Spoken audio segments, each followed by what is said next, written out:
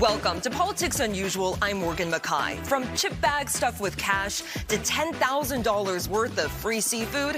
First up today, we're bringing in our reporter roundtable and breaking down the latest in the mayor's race.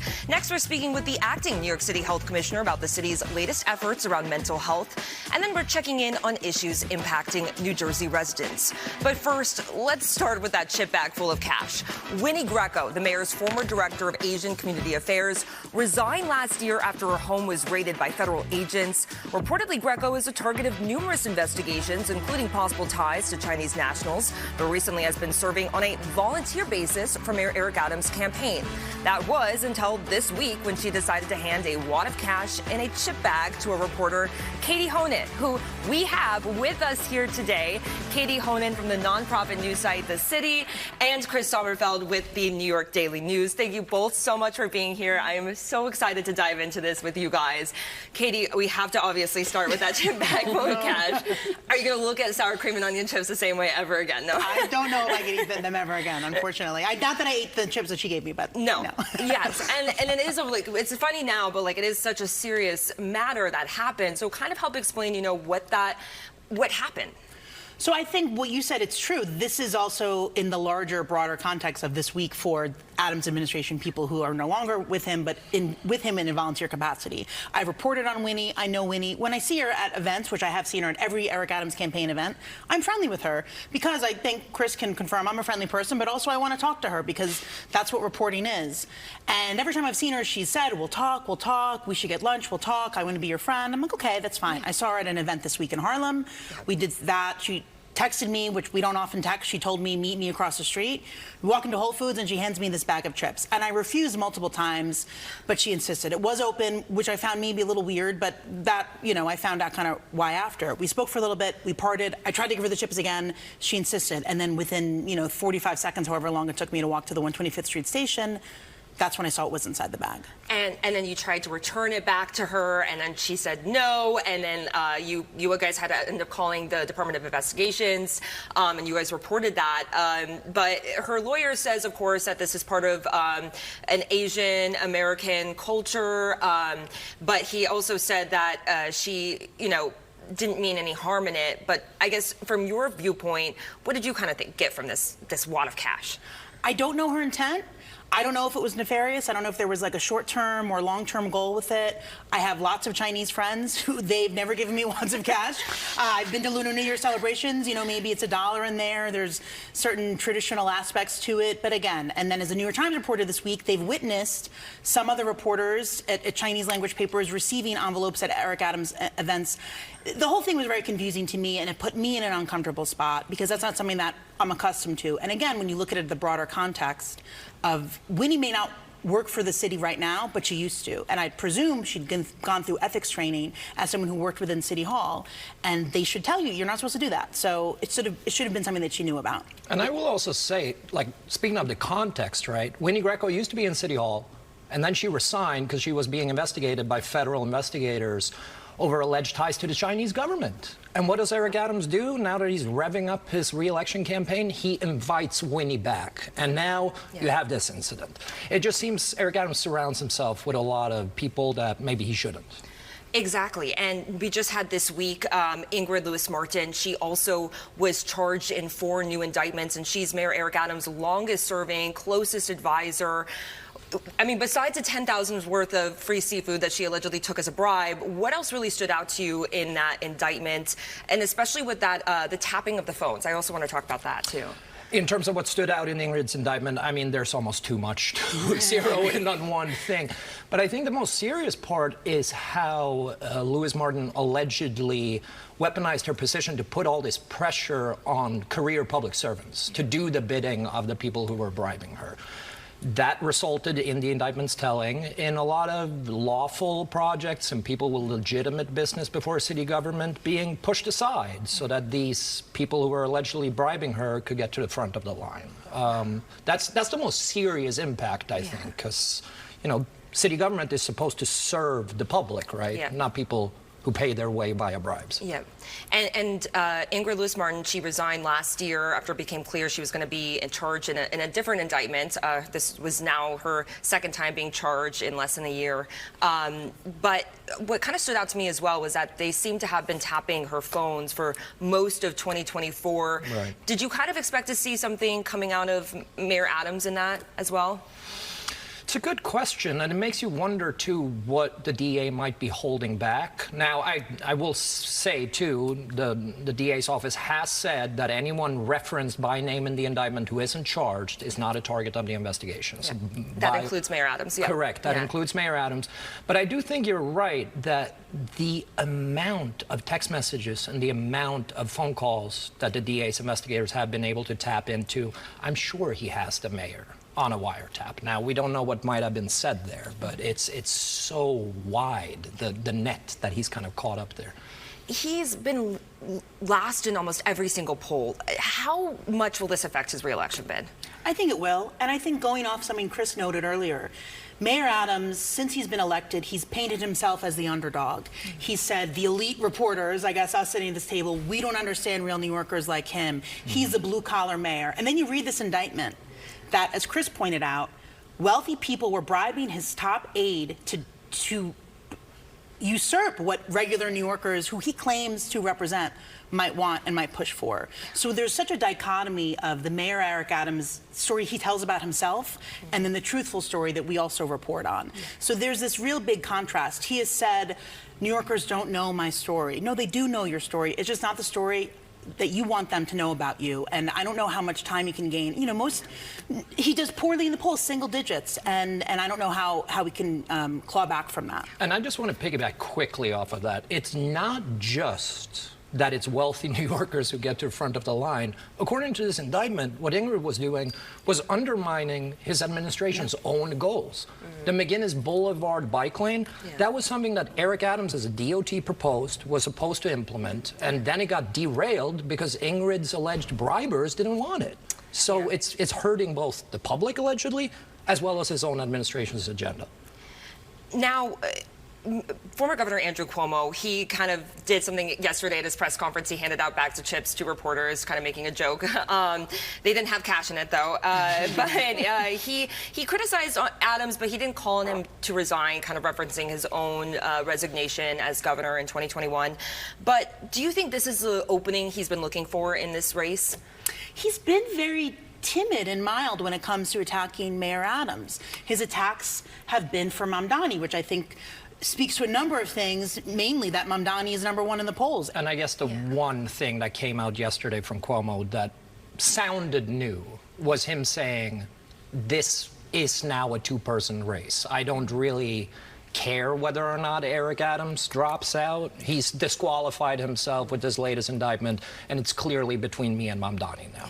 I think that's not necessarily a dumb talking point. I understand why he wants to characterize it like that as he tries to get Adams to get out of the way, but it was the one thing that maybe stood out yesterday.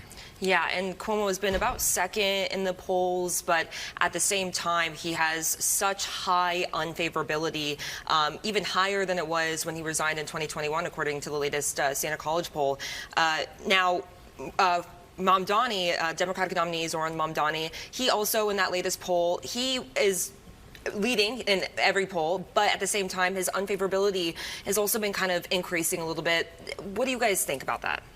I think it will depend on the poll, and I think there's a lot of concerns people might have about Mamdani, some of his far-left positions, whether it be on policing, or I know former Governor Cuomo was, and Eric Adams too, and Mayor Adams were stirring up a lot about his work to decriminalize prostitution, which is a lot more nuanced than they've been trying to portray, and actually isn't as far from what former Governor Cuomo wanted for sex workers. But again, I think the people with the biggest unfavorability, it remains, Mayor Eric Adams, where he has high recognition, but also high unfavorability. And I mean, caveated with Mamdani, like Katie said, leading the polls and being the clear favorite to win, he has had to go on the defensive a lot lately. His past comments about defunding the NYPD, he's walked back from that.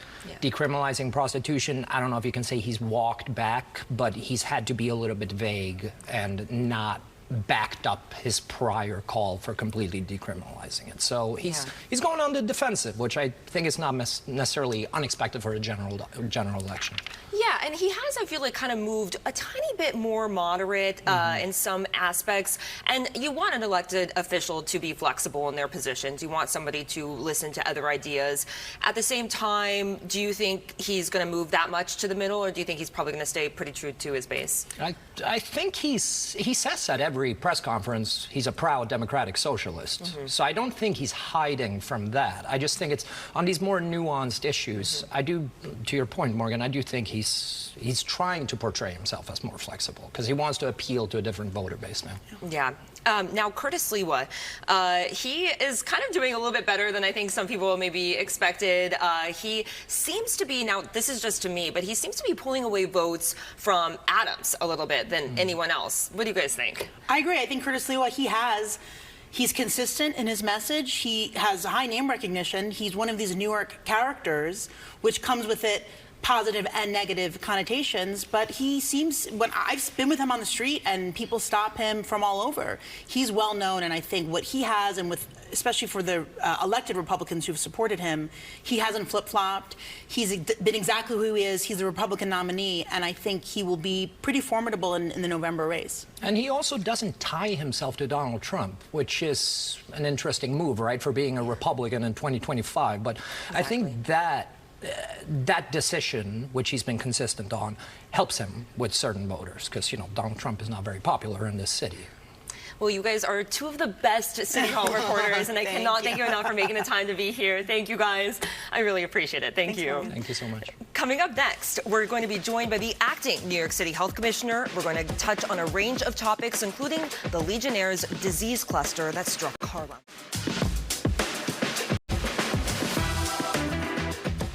Welcome back to Politics Unusual. The city opened 13 clubhouses across the 5 boroughs this month. These clubhouses are designed for adults living with severe mental illness and can provide resources and even teach people new skills to help them on their path to employment. So joining me now is the acting health commissioner, Dr. Michelle Morse. Thank you so much for being here. I appreciate it. Thanks for having me. So the city and state combined are spending about $30 million on these clubhouses. Do you feel like this money is worth it? And what are the results that we're seeing? Part of the reason that the city doubled its commitment in resources to public clubhouses is because people who use them tell us it works. And the evidence really does show that the community that's created really supports people who have severe mental illness from, instead of being marginalized in society, actually being active members of society. We just visited one of the newest clubhouses a few weeks ago in the Bronx with the mayor, and it was just an incredibly healing space. As you walk into the clubhouse, you feel that the members are the ones who shape the environment, and that it's everything from cooking classes, like job preparation, how to, prepare your resume, all of these practical skills in addition to building a community around healthy living despite severe mental illness. So that evidence speaks for itself, and we knew we wanted to expand our commitment to that kind of work. I also want to check in on the Legionnaire disease clusters in Harlem. 6 people have now died, and there are now more than 100 confirmed cases of the Legionnaire's disease. So I would just want to confirm, is it 12 cooling towers that are at the heart of this? And so, yes, and according to a report from the Gothamist recently, the city lost more than 1/3 of its cooling tower inspectors in just the last 3 years. What's been the reason for this decline in staffing? To confirm, it is 12 cooling towers. They are all within these 5 zip codes in central Harlem. And so knowing that we have a specific area, we've been able to target our action and interventions to make sure that all 12 cooling towers had immediate remediation and were treated with this very, very powerful antibacterial treatment to get rid of any Legionella that was growing. So that's one piece of it. Now, when it comes to the city's role in inspections, us at the health department, we are responsible for the the inspections.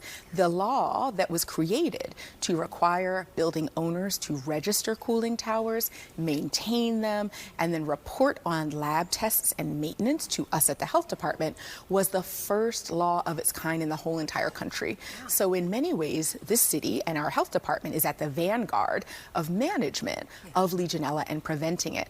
On the other hand, it is true that we have less inspectors than we did when the law was first implemented, and over time in recent years, it has been we've had some challenges with staffing the inspector roles. Despite that, in this cluster, we've been able to mobilize all of our expert inspectors to make sure that we urgently tested, got results, and treated the cooling towers that were at play. And I think the other thing that's important to mention is even though we've had less inspectors in recent years, we do risk-based inspection. What does that mean? That means that cooling towers and buildings, and frankly building owners that have a record of not being as much in compliance with the law or having more violations on prior inspections are the ones that are prioritized for inspection. That allows us to most effectively use, leverage, and mobilize the inspectors we do have to focus on the buildings that we're more concerned about. Do you think the city should keep to a dedicated set plan on how to make sure that they're checking all these cooling towers every single year? Do you think the city can do better with that? We believe in prevention in the New York City Health Department. We take our prevention role very seriously. And at the same time, prevention doesn't always mean 100%. So the analogy I like to use is if you get your colonoscopy, which you should, that doesn't mean that you're not going to get colon cancer. It means it's detected earlier. It means that you're into treatment more quickly. In some ways, our inspection program is similar. It gives us early warning about concerns, but it doesn't mean that we prevent Legionella 100%. The more we do, we think, again, the more building owners will be forced to adhere to the law. So what I would like to see, certainly, is that we have ongoing and continued investment in public health to make sure we maximize those programs. The more we maximize inspections, the lower, the risk will be. But it's not 100% prevention. And again, our belief is that each time a cluster happens, we are concerned. We would prefer that there were never any clusters of Legionella in the summertime. And yet we know we can't quite prevent them 100%. And we also know that the better our programs are and the more inspectors we have, frankly, the more we can try our best to mobilize those resources to prevent clusters. Perfect. Well, I can't thank you enough for being here. I know you guys are doing a lot of work in terms of just trying to clear up these clusters right now. And thank you so much for being here. I really appreciate it. Coming up next, we're taking a closer look at how Garden State residents want to improve New Jersey transit service.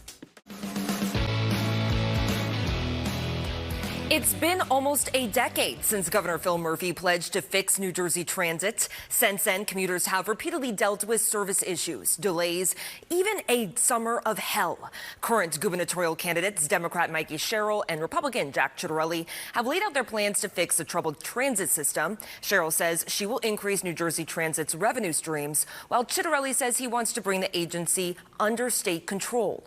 We spoke to Garden State residents about what they want to see done. Always running late, always delays, and the fare is too much. Will this affect your vote for governor?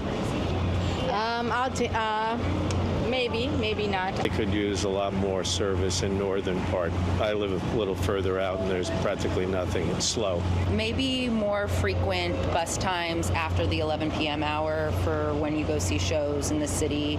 I wish they could be a little more informative about track changes and things like that when they're doing construction, but I'm grateful that I can fold my scooter and ride it on the train, and I'm pretty happy with the service. And we'll continue to check in with people across our area over the coming weeks. Next up, we're going to test your knowledge of the tri-state region, so stay with us as we take a look at some political history.